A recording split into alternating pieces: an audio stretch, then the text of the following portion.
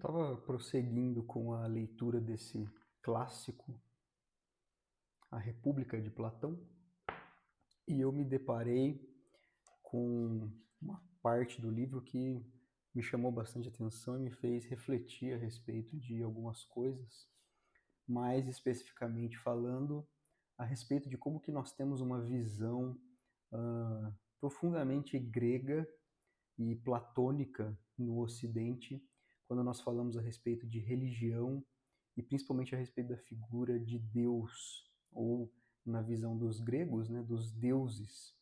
Em questão aqui é o diálogo entre Platão e, na verdade, Sócrates, né, e Adimanto, onde eles estão falando a respeito de como que os deuses se comportariam e como que eles se transformariam, né, se eles fossem algum tipo de entidade que tivesse esse poder de transformação. Eles falam isso porque eles estão conversando a respeito dos poetas, né, e das histórias épicas, onde, por exemplo, você vai ter aí a Ilíada e a Odisseia de Homero, onde alguns deuses se transformam em criaturas ou mudam a sua aparência, né? E eles estão nessa discussão a respeito desse assunto. E ele vai dizer que se os deuses se transformam, se modificam, eles se modificam não por conta de uma influência externa, mas sim por conta de sua própria vontade, porque na visão deles, esses deuses eram todo poderosos, perfeitos e infalíveis. E aí, quando ele chega a essa conclusão de que, tudo bem, se os deuses podem se transformar a si mesmos, eles se transformariam em algo melhor ou em algo pior do que o que eles já são?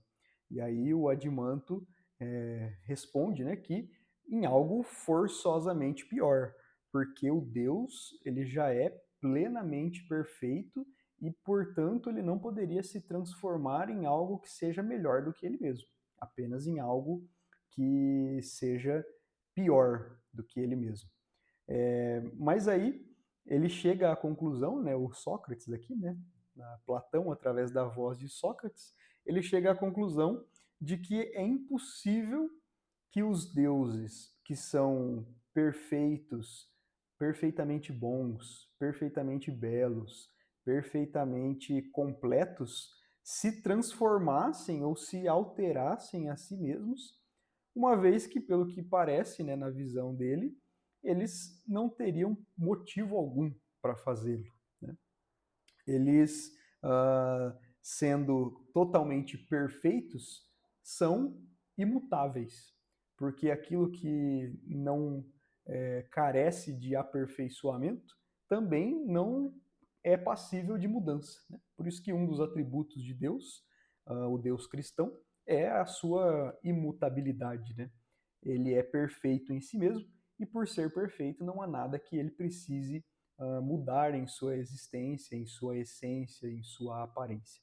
Então, essa visão grega desse tópico é a visão de que um Deus, ele necessariamente é perfeito, imutável e jamais se colocaria em um ponto de depressão, se eu posso dizer dessa forma. Ele jamais se colocaria, jamais se rebaixaria de sua posição de Deus, jamais se humilharia, jamais se transformaria em algo pior, certo? E se você é um cristão, muito provavelmente você já entendeu onde eu quero chegar com essa reflexão. Né? Quando nós olhamos para a Bíblia, vamos iniciar esse paralelo com Paulo visitando o Areópago, né? Na cidade de Atenas. Se você quiser a referência, você vai encontrar essa história no livro de Atos, no capítulo 17, onde ele vai pregar para os atenienses a respeito do Deus desconhecido, né? Que na nossa visão é o único Deus, porque os atenienses tinham muitos altares a diferentes tipos de deuses, e um dos altares com o qual Paulo se depara é o altar dedicado a esse Deus desconhecido. E por conta disso, o Paulo vai se valer dessa realidade, né, da existência desse altar a um Deus sem nome, para que ele pudesse pregar a respeito do Deus verdadeiro. E quando ele começa a pregar, os atenienses o chamam de tagarela, ficam intrigados, né, com essa nova doutrina que ele está trazendo para a cidade, porque eles são muito aguerridos aos seus próprios deuses, e Paulo está pregando uma coisa que, na visão deles, já profundamente influenciada por Platão, é impossível. Né? Um homem que se diz Deus, um Deus que se transformou em homem por vontade própria, rebaixou a si mesmo, morreu e, inclusive, ressuscitou. E aí, nessa escalada de absurdos para os gregos, né, onde Paulo certamente pregou a respeito de Jesus, quem ele é, o que aconteceu com ele, e no fim ele fala a respeito da ressurreição, aqueles que ouvem que a ressurreição faz parte dessa doutrina a qual Paulo prega, eles já abrem mão de ouvi-lo, né, por acharem ser uma coisa absurda demais. Mas por quê? Porque eles têm essa visão profundamente inspirada e influenciada pelo pensamento platônico a respeito das divindades, a respeito dos deuses. Essa visão de que os deuses são imutáveis e que jamais, por lógica, se submeteriam a uma forma inferior, à humilhação de sua própria existência, para que eles pudessem se igualar aos homens. Né? E aí depois, se a gente for olhar, por exemplo, lá em Filipenses, né, uma carta de Paulo aos Filipenses, ele vai falar no capítulo 2, a partir do verso 5, aquilo que nós todos conhecemos a respeito de Jesus Cristo. Eu leio aqui. Ele diz: de sorte que haja em vós o mesmo sentimento que houve também em Cristo Jesus, que, sendo em forma de Deus, não teve usurpação ser igual a Deus, mas fez a si mesmo de nenhuma reputação, tomando a forma de servo, fazendo-se semelhante aos homens. E, achado na forma de homem, humilhou-se a si mesmo, sendo obediente até a morte, e morte de cruz. Olha só que interessante, né? O contraste do pensamento grego, onde os deuses jamais se humilhariam, jamais modificariam a sua forma para uma coisa inferior, nós vemos aqui na figura de Jesus, Deus rebaixando-se, humilhando-se a si mesmo, e não só humilhando-se em questão de abrir mão de sua divindade, apesar de Jesus ser 100% divino, né? Mas em termos se tornando um homem, ele não só fez isso, mas também humilhou-se e foi obediente, né? Você acha que o Deus Todo-Poderoso deve obediência a alguém? Definitivamente não.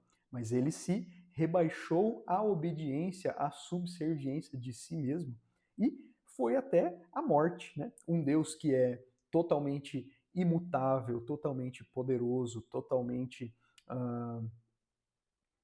fenomenal, ele não pode morrer. Né? Então, até a isso ele se submeteu. Ele se submeteu à morte para que ele pudesse participar, né, como diz lá em Hebreus, das condições humanas, né? Hebreus 2,14. Então, outra característica interessante, né, desse texto é dizer que os deuses, na visão dos gregos, eles são os mais belos, os melhores possíveis, de modo que cada um deles conserva sempre simplesmente a sua própria forma. Né?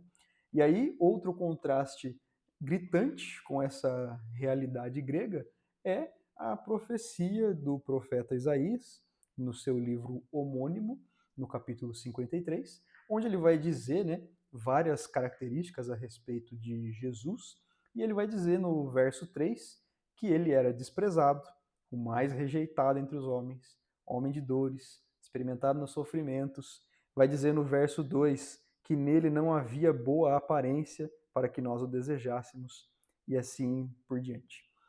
O que isso significa?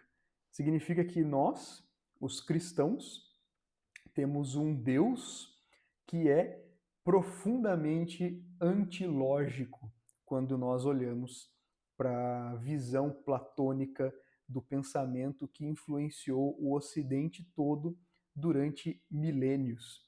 E por esse motivo, muitas pessoas têm dificuldades de se identificarem com esse Deus que humilhou a si mesmo, depôs de sua glória, depôs de sua imortalidade, depôs de toda a sua onipotência, para se assemelhar aos homens e, através disso, completar uma obra de obediência uh, a si mesmo, né? Uma auto-obediência, se nós formos pensar no conceito de trindade.